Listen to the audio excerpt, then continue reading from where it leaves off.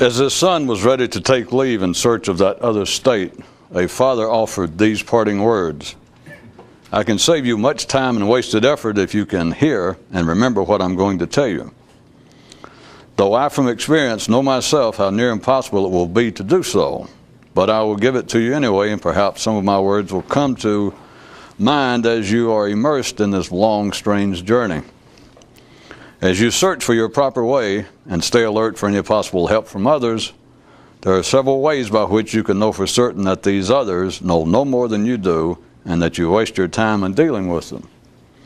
You may know this if they speak of God, compassionate duty to others, anything false, such as false thoughts and false feelings, and if they are deadly serious in their presentations and explanations of what they are about in their particular pursuit of the mighty goal.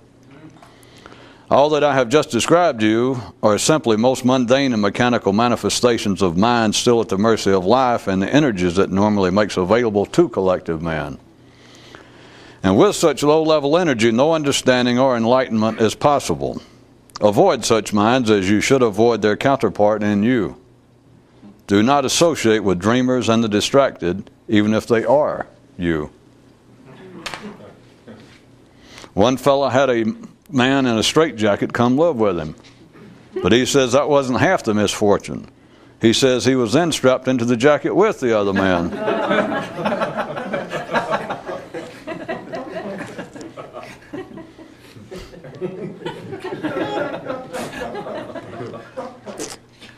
There are some who claim that the entire concept of humor was pilfered from the mystical quest,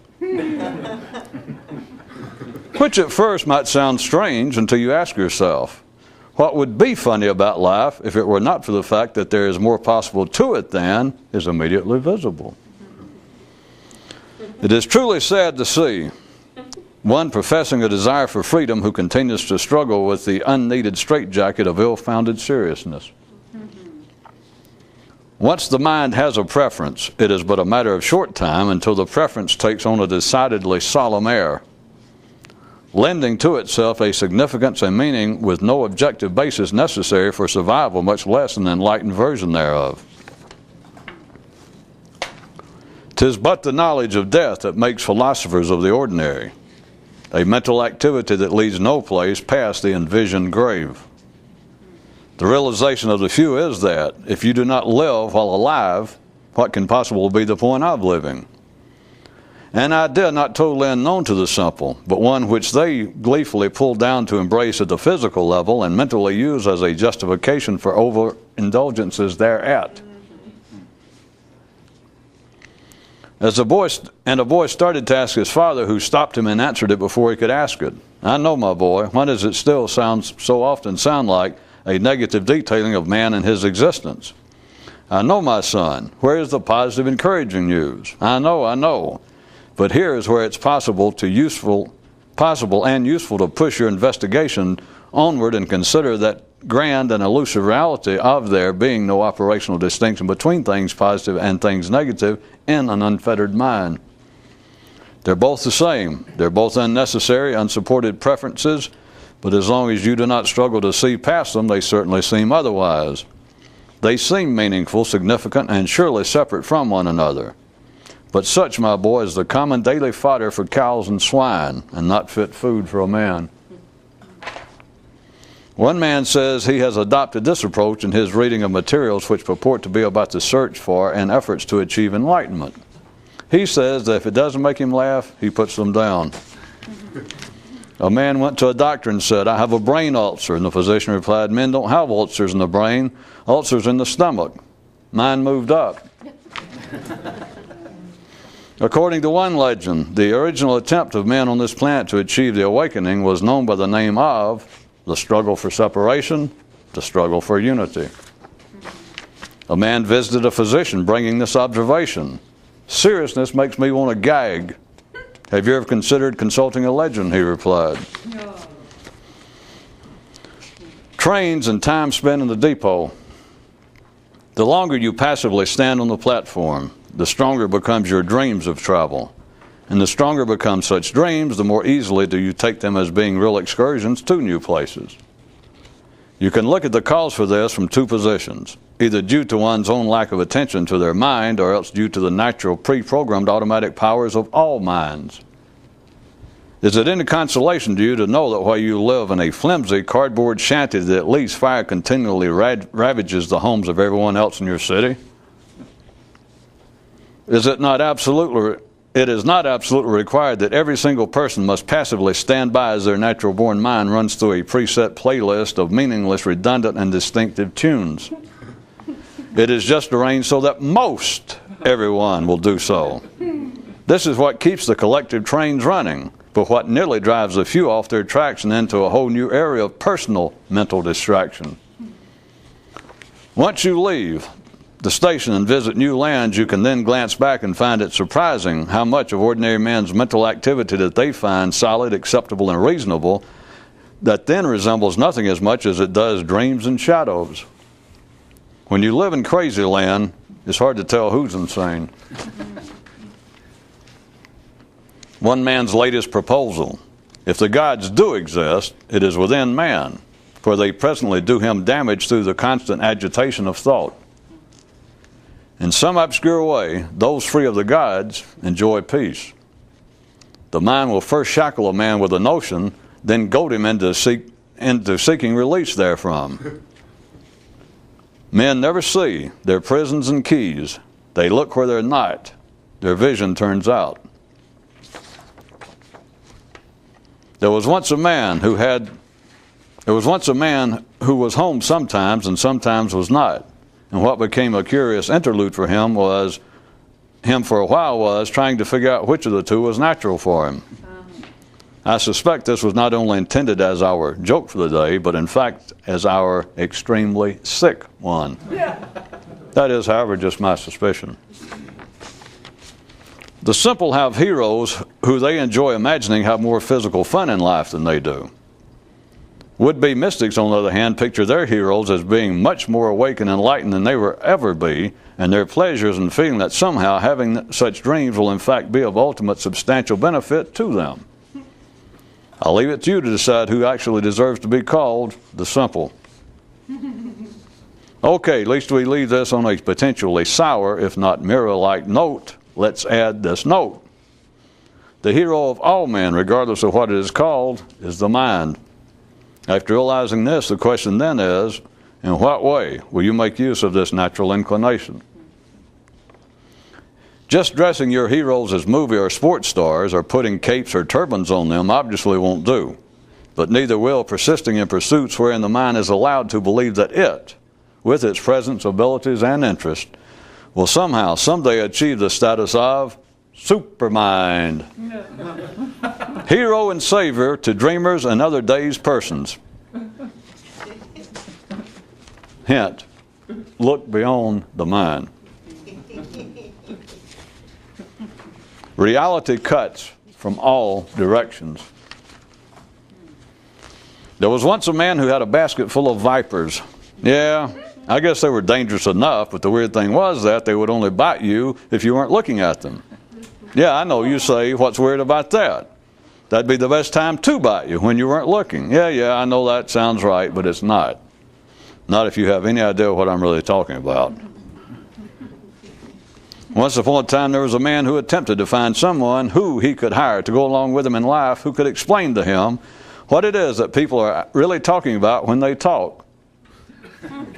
It seemed like a good idea, but a problem arose in that he decided he couldn't trust anything that any potential employee would tell him when he interviewed them.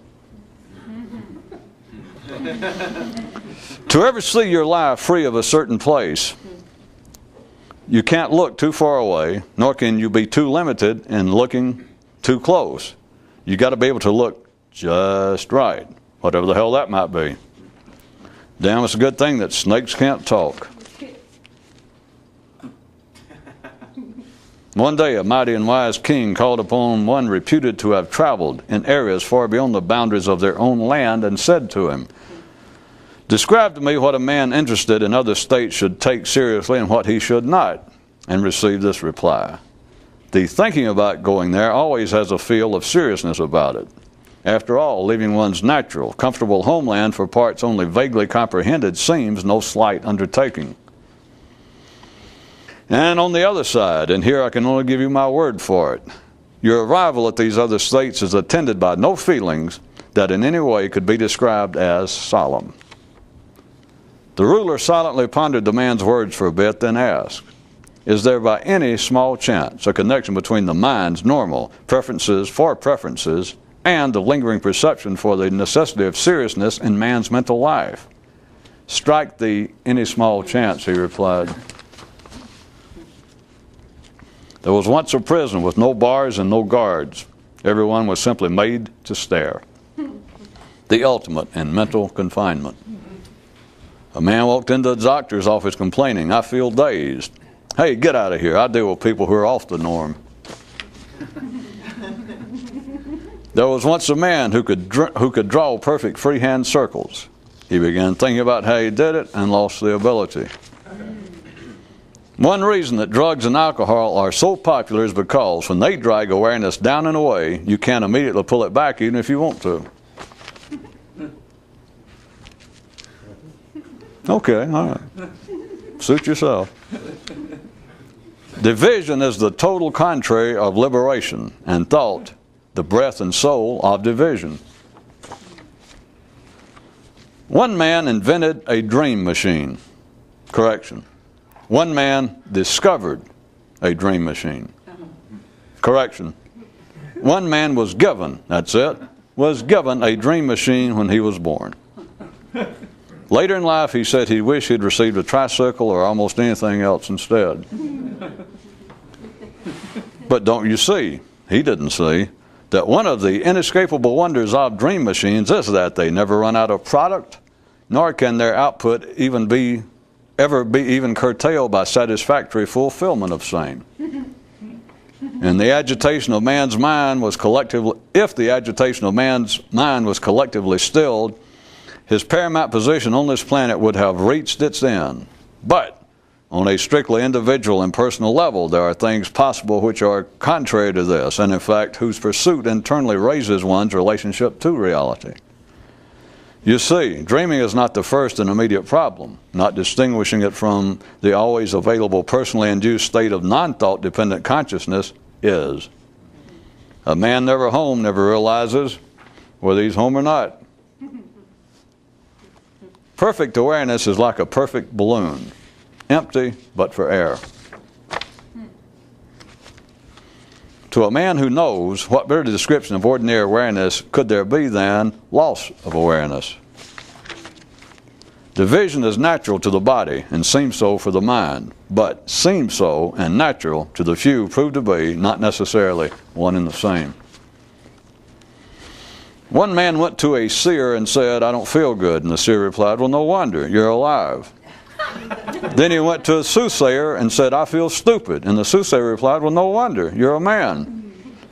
Then he went to a sage and said, I don't like any of the answers I've gotten so far. And the sage replied, well, no wonder. The man immediately interrupted and said, no, let me guess. Some 18 years later, the man's son came to him and said, I don't feel good. I feel stupid, and I am damn well not satisfied with the answers I have thus far heard regarding the question of what it is to be a man and be alive. A fairly lengthy silence followed until the elder said, was that a question? Genius and other things explained. Bad stomach, bad mind.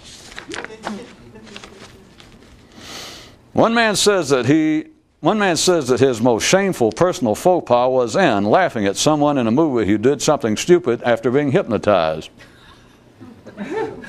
He says he believes some of you will understand. Anger is the very death of awakening, and thought the life force of anger. In reflection, one man so mused, if perfect awareness is silent, then is silence perfect awareness? He was glad he thought of this even before he knew why. To ever expand consciousness, you must get the mind off of mere mental things.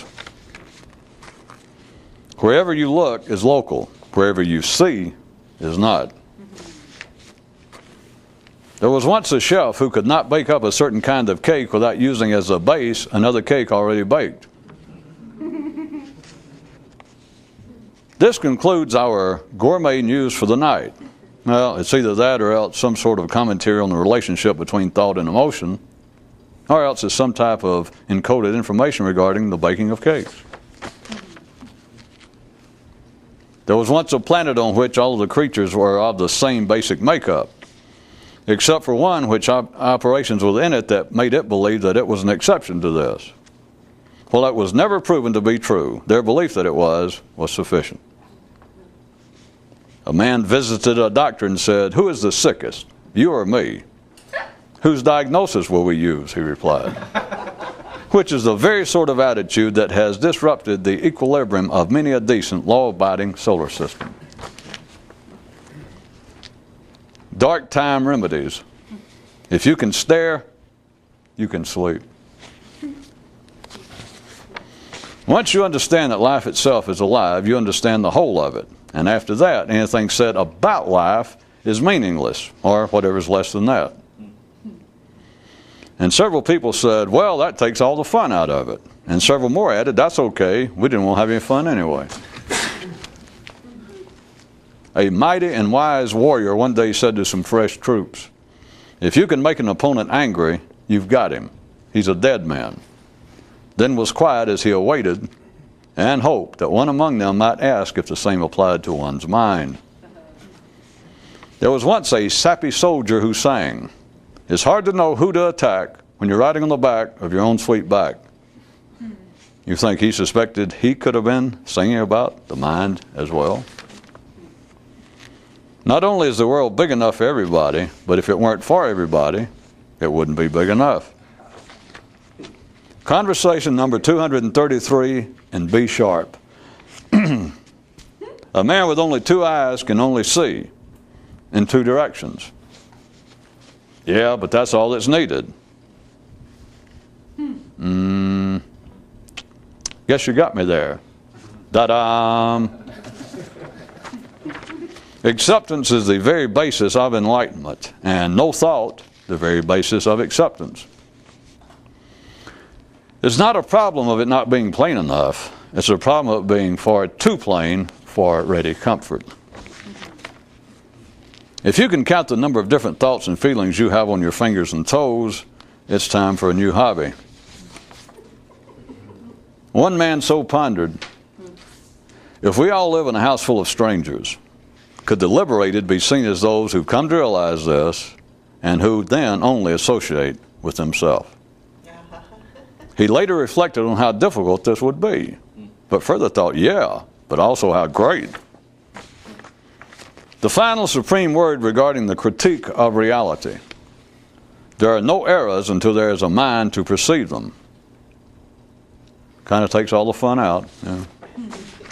For the few, past a certain point, all departures from the path depress the vital force.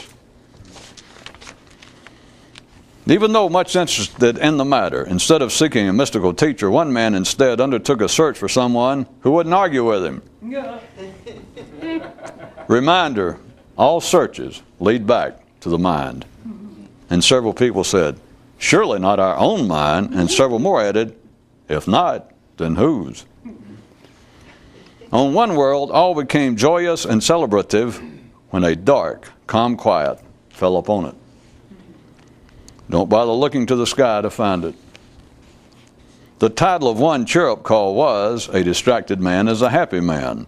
But because of increasing consumer pressure regarding truth and labeling, it was changed to, "A distracted man is generally one sufficiently pacified to survive 70 years or so in worlds with conditions similar to Earth's."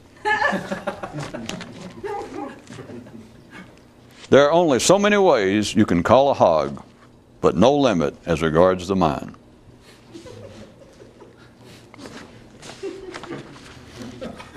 Oh, all right. The absolute final, supreme and conclusive word regarding reality and any critique thereof. Real reality, whatever the hell that'd be, is big enough to include any criticism you may have of it. Hey, if it can handle having you, it can sure as hell take a little criticism. And several people said, we never thought about it like that. And several more added, and we never wanted to. No. A true warrior does not resist. And a boy asked his father, are the warriors being spoken of warriors of the mind? And received an affirmative pat on the head. Our inspirational thought for the day. There are as many roads leading to liberation as there are those which won't take you there. Don't know about you, but I feel more inspired already. One man had pet names for his mind and thoughts. Those who have no pet names for them have little awareness of their mind and thoughts. One man got life on the phone and said, look, I keep getting conflicting stories as to whether my natural internal state is my proper one or if I should be working to achieve some other, more rightful one. And life replied, I told you not to call me here. A liberated mind sees things, not the thoughts the ordinary mind thinks. Things and thoughts are two different things, which only the few doth perceive. From one view, enlightenment is in not commenting on your own mental comments. And finally, some more, yes, more, mental health news. No matter what everyone else tells you, if you're of ordinary mind, there is a real view from which you are crazy. Good night. Sleep tight.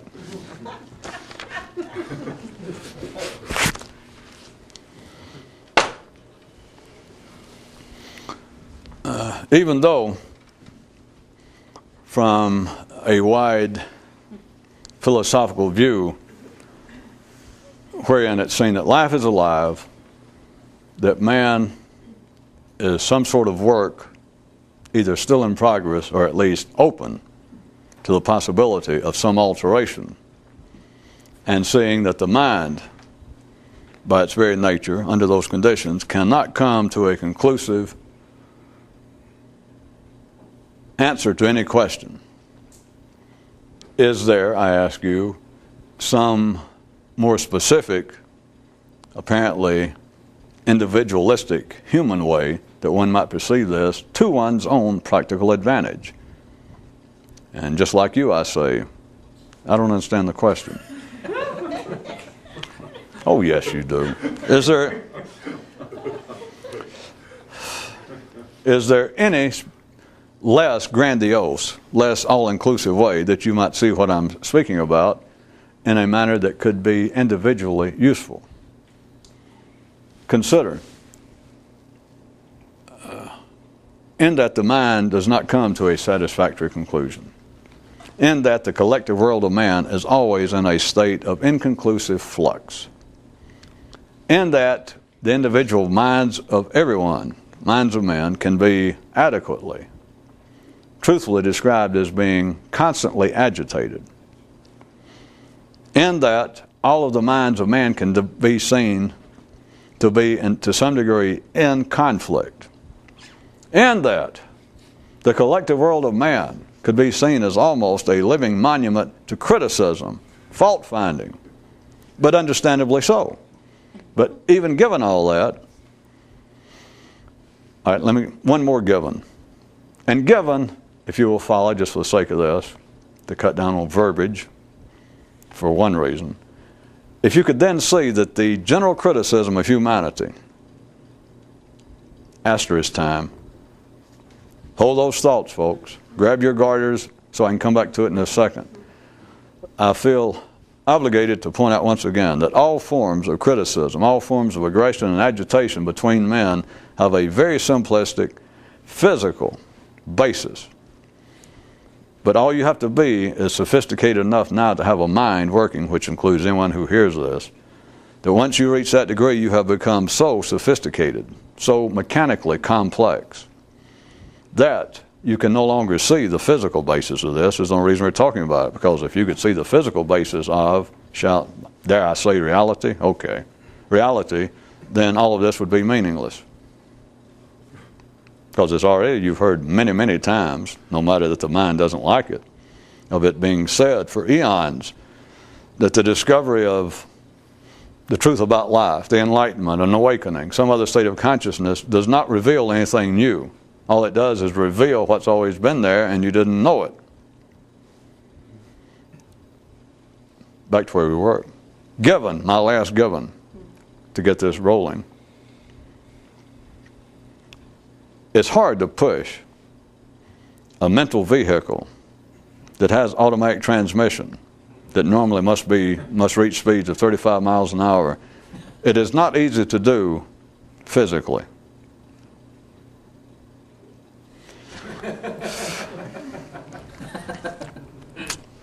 All right. Here I go, though. Trying to push this son of a bitch off. See, the danger is if I get going fast enough and I say, all right, now throw it out of neutral into drive, you've got two problems. See, there's always another problem. If I can get it going fast enough, which is a problem, that there you sit and I got to get this inert mass of blubber, neural fat, and much chrome and fintails, I've got to get the thing pushed up to 35 miles an hour. If it's possible I can do that, and you're still alert, because hell, it could take hours, it could take years. And you don't finally doze off. The damn pushing as hard as I can. But there's no doubt it could take anywhere from hours to years. Did I finally get going fast enough and holler, throw it in gear? Right, if we got one problem cured, there are always several others. One is you've dozed off and don't even hear it after I've done all that work and we missed the opportunity. Or the other one is that you are miraculously still alert enough to holler, all right, throw it in to gear. Now, I assume all of you know there are certain inherent potential, serious potential problems at the speed of 35 of throwing a car, especially one your age, looking at most of you, and that you're still operating on the original transmission. To suddenly, at the speed of 35 miles an hour, to whip that son of a bitch into drive and just there can be a whole lot of shaking going on.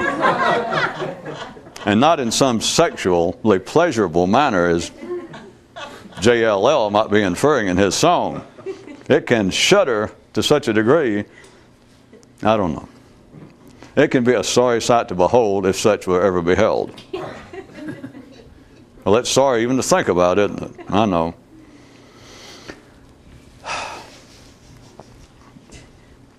I was back to trying to push it up to speed. Given my last given, the collective world of man, everyone can surely see on your own, and I've described it enough, and it's right there in front of you all the time. The collective world, the civilized world of man, and we're pretending that this is a separate world from the physical, from the survival level, which I'm telling you is where all aggression, all complaints come from. Catholics and Jews and Muslims and Italians and Greeks, they don't find fault with each other because they're Catholics, Jews, Muslims, Greeks, and Italians.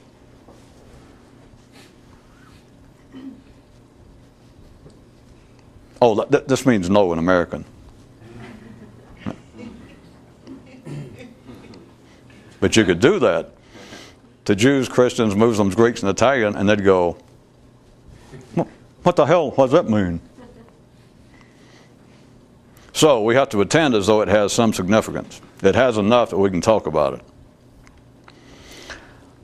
You can see that the civilized world of man, that which apparently is above, beyond, somewhere advanced, or at least somewhere separate from the mere physical survival level. Everything that would be above that level, the whole artifacts, all the manifestations, all the operations, all the dreams, the aspirations of civilized, educated, mentally alert, brain alive man. That if you can see it surely by now that there is, if you do not take it as being a criticism, if you can just see it, there is a kind of continual agitation between men. There is no peace amongst man at the intellectual level. There is not. If things become too peaceful, then whatever the situation was between two groups, the situation disappears. Oftentimes, the distinction between the groups disappears, or sometimes one of the groups themselves is headed toward extinction. That's an identifiable group. It is a objective, non-judgmental fact that the civilized world of man, the intellectual world of man, is based upon conflict. Differences of opinion, differences of ideas. Believe it or not, I'm going to give my final given. If you can see that going on, then just for the sake of the rest of this, let's say that each group's view of the other one is that the other person's view in whatever the situation is of major conflict between two differing religions, political ideas, nationalities. Each one sees the other one as being stupid in their beliefs. Now, they certainly nowadays do not normally use it, but since I keep using it, it's a nice short word, and I mean something, as I've already defined for you. Stupid is not simply a subjective attack on someone else. Stupid, the way in which I use it, is less than the full use of one's intellectual capacity. That's stupid. So let's take it as stupid. Muslims see Jews as being stupid. Jews see Christians as being stupid, etc. It just goes on and on. Fascists see socialists as being stupid, and socialists see Republicans as being stupid. The whole conflict, or just two people staying around, doesn't have to be that major, two guys staying around discussing the relative merits of basketball over baseball. And they will each see the other one, if they're taking it serious enough, that it gets into a real discussion, a passionate discussion, the other one each sees the other one and their beliefs and their interest. They see them as being stupid. Not in the sense I'm using it, but they see each other as being stupid. They see the other person's beliefs as falling absolutely short. They come close to the way I describe it, but they see the other one's interest or ideas falling demonstratively, pitifully short of anything resembling good sense. What keeps them from seeing it any closer to what I'm talking about? See, if you follow it, they see it from a subjective, a personal level. That anyone, if it's a baseball lover, then he finds someone who is a passionate basketball aficionado is being stupid in that, how could you have interest in such a dumb, boring, repetitive game? That you simply have not exposed yourself enough to the great benefits of baseball, the pleasures to be derived there from, etc. Remember, my original rhetorical question was, is there some way to more specifically zero in on the continuing diversions between the minds of men that run the collective world in some way that could be of individual benefit? Ordinary men know something that they do not know. Or as long as we're here, everybody knows something that they don't know, which is where, from one view, that is the basis of all men's ideas of God, spirits, and very specifically that of their being subconscious drives and desires, because it is just a simple experiential reality to every sane person that there are things that they apparently know that they don't know. There's no basis for it. Everyone knows that. And so there's always been some notion of an unconscious mind or an unconscious forces within men, even before there was a fraud. Oftentimes, I'm sorry, what's his name? Before modern psychology. I made so many jokes about that now I do it inadvertently, verdantly. No offense to Papa. To Papa Ziggy. Because it's always been there. It was an appropriate updating of it, to call it an unconscious mind. We not only have our conscious mind, but we have an unconscious mind, which under given conditions can be of even greater significance, have greater effect on our immediate operations and behavior as our conscious mind. That was simply an updating, and a darn good one. He deserved it. He deserved the recognition. It was a good updating because before that, there were such things as the soul of man. And it was attempted to be described like between conflicting spirits and forces within a man, but usually of an otherworldly nature, usually with religious patinas to it. That yes, we do things sometimes because it's evil forces in us, that it's Satan, it's a holdover of the curse of God or whatever, and it makes us do things that we don't really intend to do. But we have to watch it. It is simply a known fact. Without people being able to discuss it, or if they do discuss it, it does not matter what terminology they use, but any sane person knows that they continually Well, they know if it's pointed out to them. They don't know it on a continuing basis, but they know that if it's pointed out to them, it is indefensible how often they will do things that someone say, my God, how could you have done that? And you don't really have to say more because you know what the accusation is. It means you couldn't really have done that and been within your right mind. And you know it's true. How in the hell did I do that? So the only thing left to do is talk real fast. Speak right up. Say something about you. It is a known reality to all sane minds, all ordinary minds, that there's more going on in the entity of the individual. There's more information, there's more knowledge, there are other seats of decision and motivation than a man's mind. And it does not matter how educated he is, no matter how one-sided.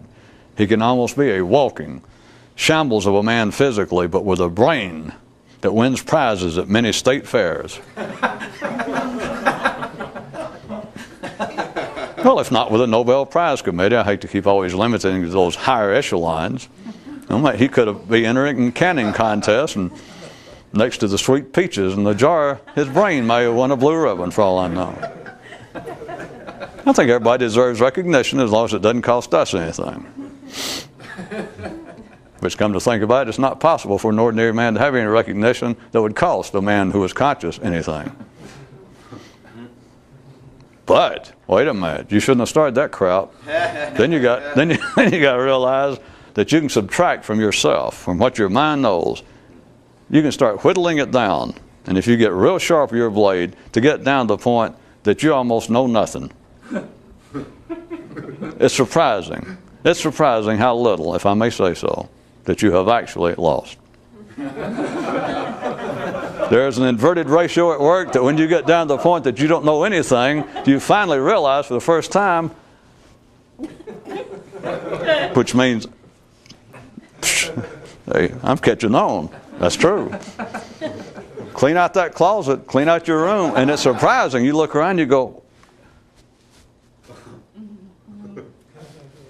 and your room begins to whisper to you. Which I'll leave that with you.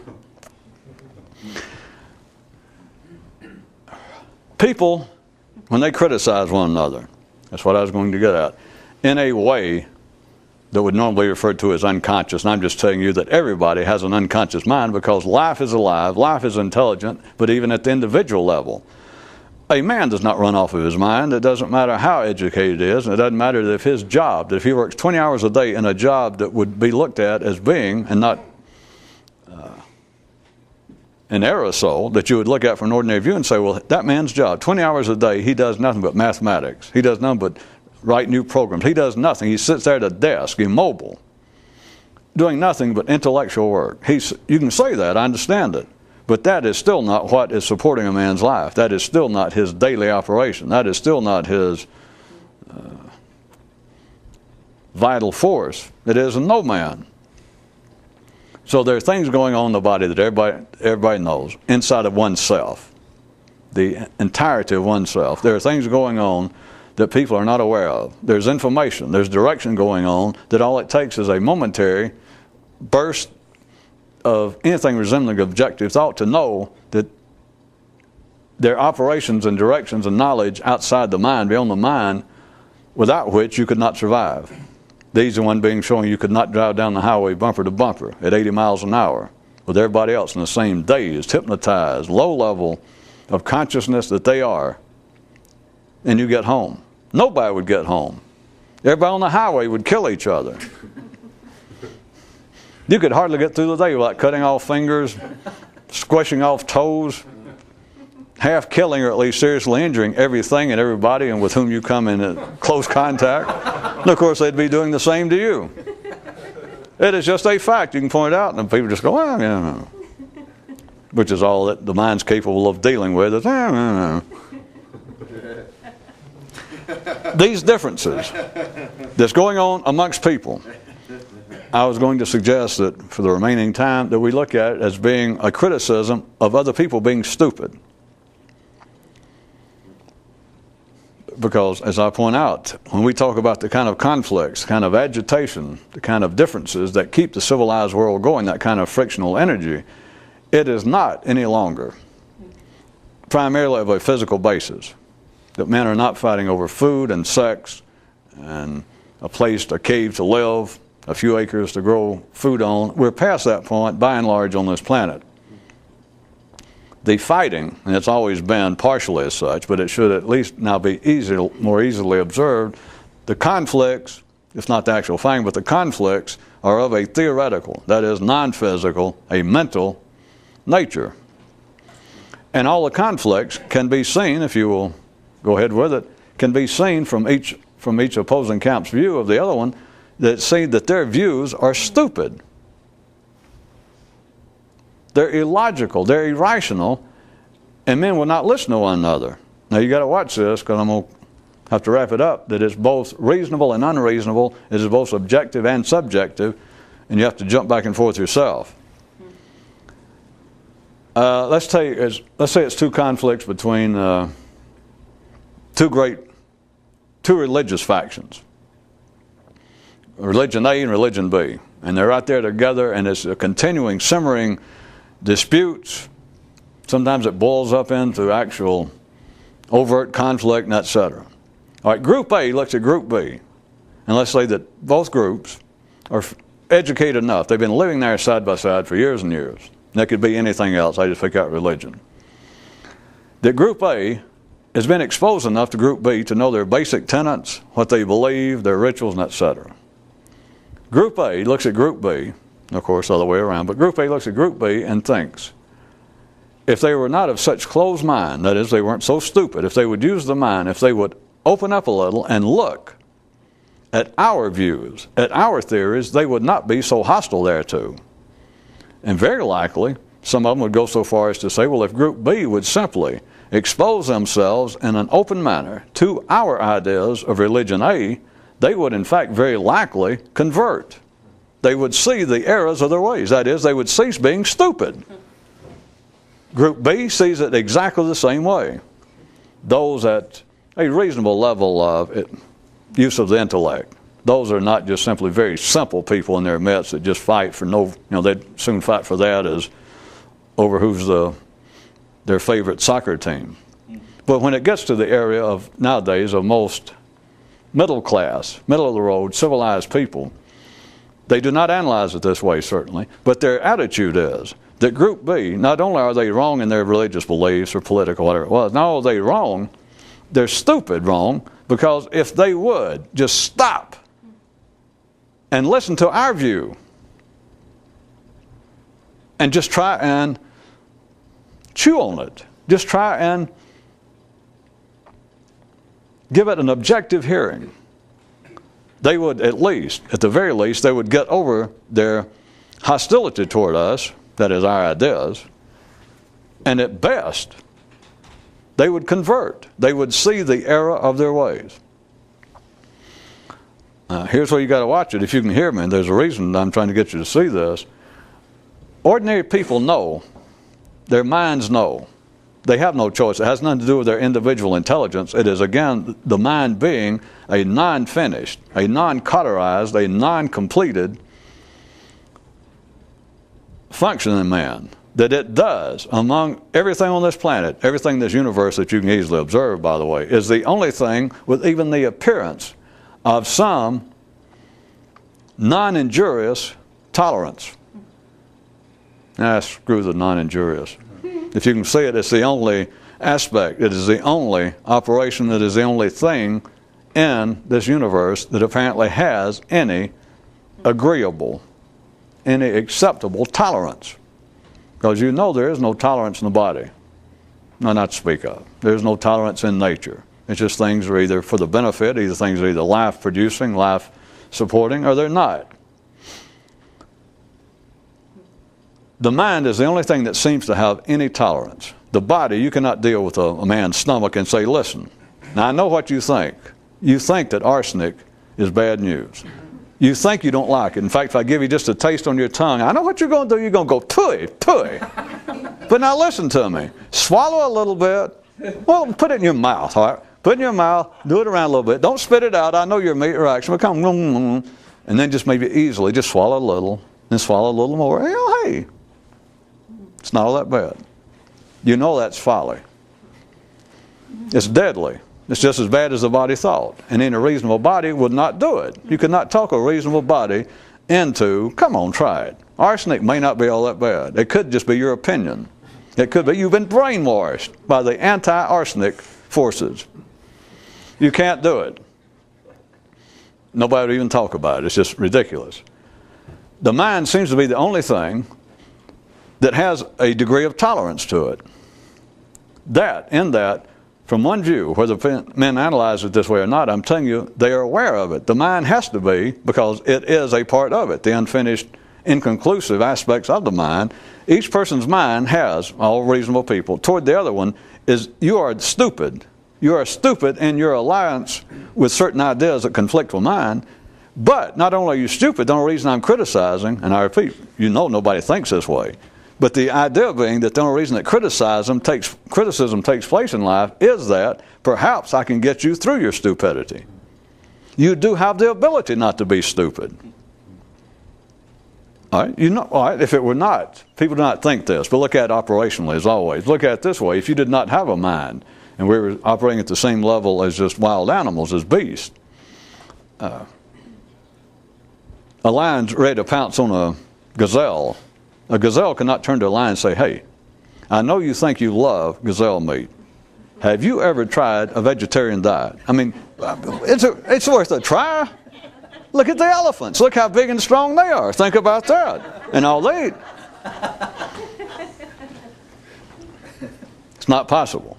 And yet men's minds, operationally, they know that the stupidity of the other person is open to some alteration. They, of course, never apply it to themselves. It's not the nature of the binary march of the parade of left, right, left, right, left, right, up, to. That's not the way the mind works in an individual. Except men realize that somebody else is. I'm getting to the point, believe it or not. That's what you always say. Well, screw you too. Cheap-ass finger.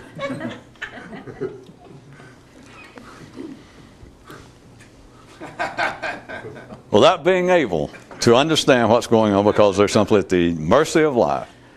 Ordinary people, what I'm saying, display not an understanding, but through their behavior, through their speech, they display the realization that other people, and themselves, indirectly, if they don't see it that way, that other people, just at the ordinary level, forget mysticism and transcendental super quest and effort, at the ordinary level, there is this awareness out in life that people do not have to be as stupid as they are.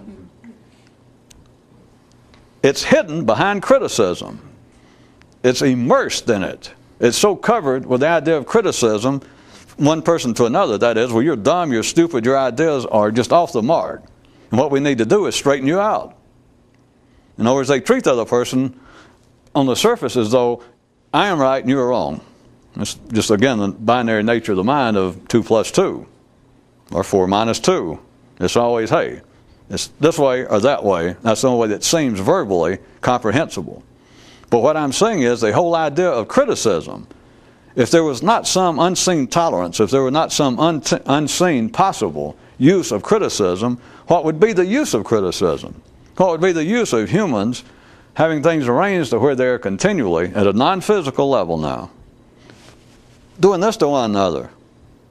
And that apparently on the verge of, or can be motivated into, though, actual physical conflict on the basis of conflicting ideas.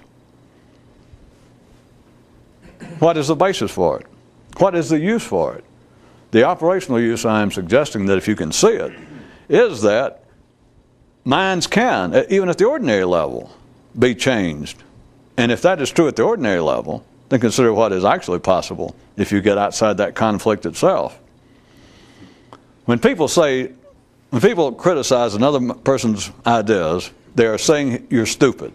They're saying to that person you're stupid, and they're saying, without knowing it, without being understanding, they're saying, if you just took your ideas now, as incorrect as they are, In other words, you're man B, and you are an absolute opponent to me, man A. Let's go back to the religious idea.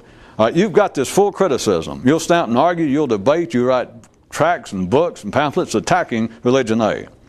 All right, you are stupid, you're wrong, but at least you already have a firm enough basis in all of your criticism of our ideas that if you took that criticism, just took it all, the information, everything you ever said and written in criticism of us, just take that and then take our ideas and put them together, you would see the light. You would no longer be critical of us. Of course, the same would be true from his position, except the mind doesn't work that way.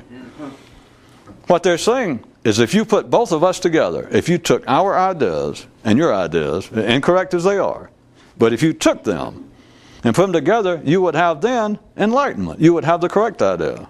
But notice, and the mind will not even see this. They do not say, they do not even think that if you simply took our ideas and adopted them, you would be all right. You would be an intelligent person. They are saying you must take your incorrect ideas of our ideas, your incorrect view, but if you could then match it, put it together with our correct view, you would have a correct view. But without being specific, without being able to be so specific, they're always including the other person's stupidity.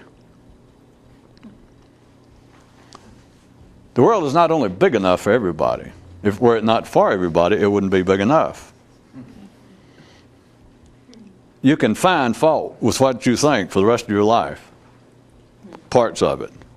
You can find fault and even think that I've supported it by making a damn endless stream of jokes at the expense of the mind throughout the last few years. And about all the things a man talking to his mind, all the dumb things a man will do, and all the weasel-headed ways a man will try to get out of its just deserts.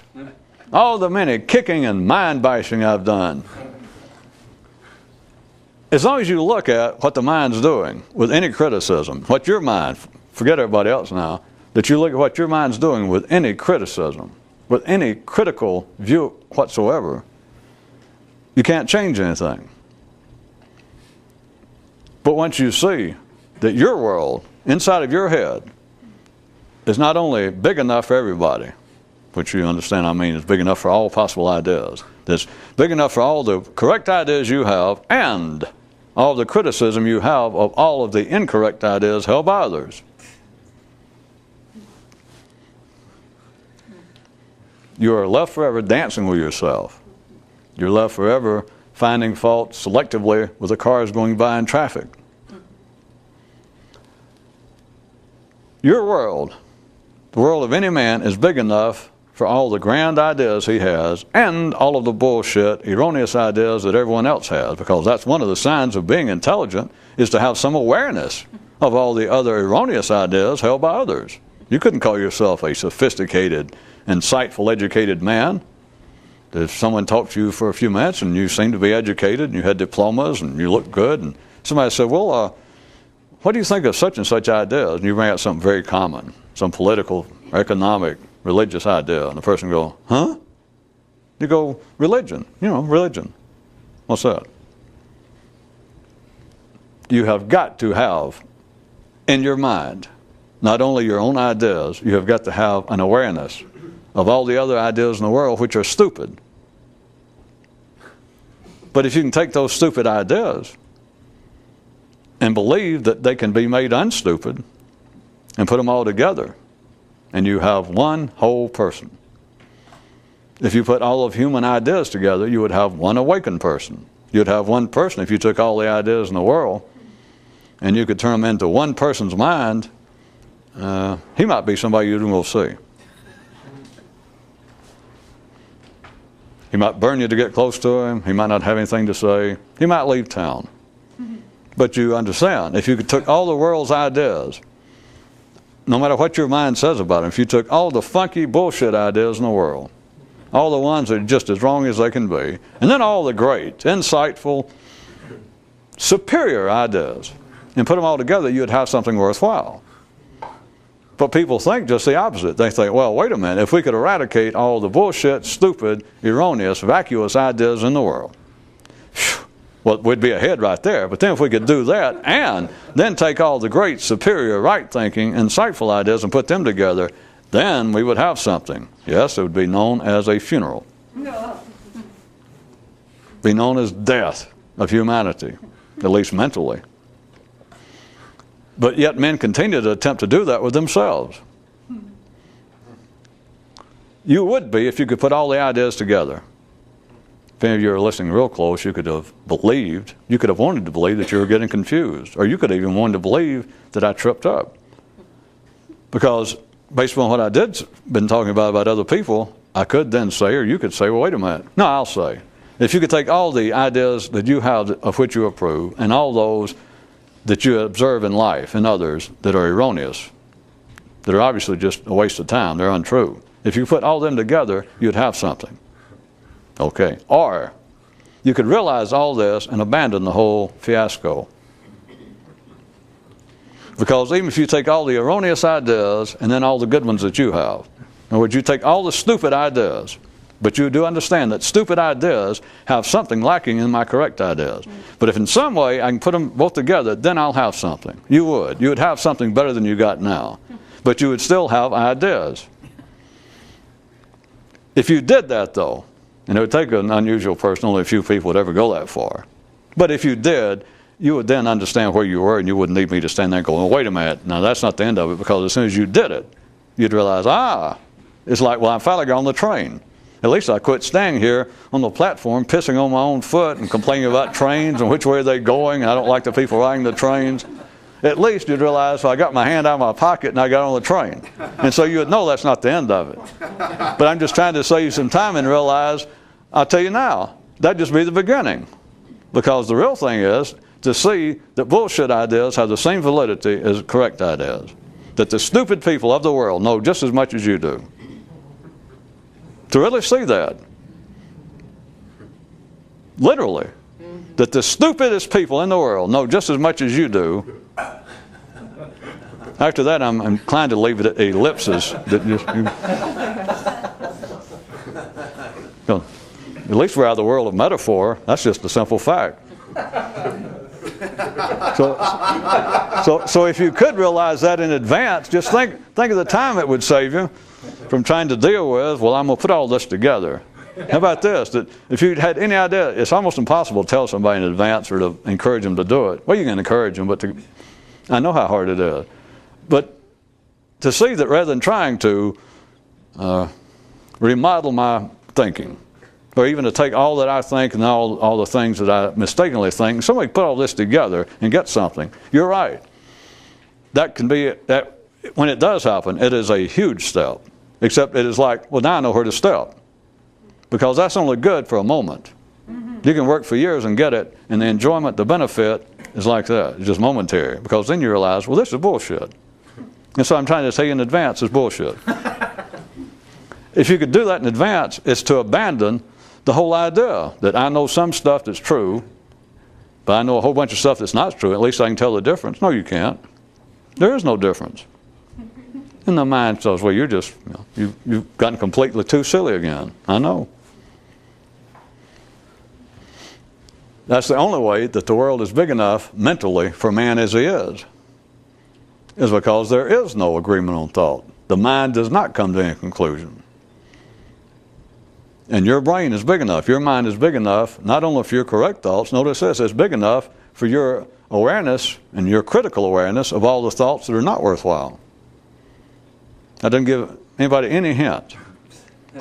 How can you know stupidity? How can you recognize stupidity? Whoever taught you how to recognize erroneous ideas? Think about it. Whoever told you, well, here's a way to spot stupidity? Nobody. An ordinary mind, if it responded to that, would want to say, well, I grew up and the environment taught me. Yeah, I know what you mean. You would say that. Like, well, my father used to say, well, hell, anybody that's a Jew's crazy. Or anybody that's a Greek, they ought to just cut their throat and die. And they would say, that's how I learned it. I don't know. Back to my question, assuming you see through all of that. Back to my question, who taught you your critical I mean your proper, of course, critical intellectual faculties. Who encouraged them? Who gave you the information to make proper critical decisions? Nobody. Because there is no such thing. I guess somebody could really get desperate and say, wait a minute, I took a course in symbolic logic in college, and they taught me rational thought. Sorry. Should have made an exception for you, of course. Or better yet, I went through and graduated from a school of theology. Ooh. It's all bullshit. And if you could see it beforehand, that there is no such thing as correct ideas and incorrect ideas. They're only ideas. Everything else is a preference. And if preferences meant anything, if there was really any substantial individual use for preference, look at it this way, then all intelligent people would have the same preferences, or all fat people would have the same preferences, all people with a high school education would have the same preference, everyone with the same IQ level would have the same preference. Preferences are as indiscriminate as your nose size. Well, I don't know about that.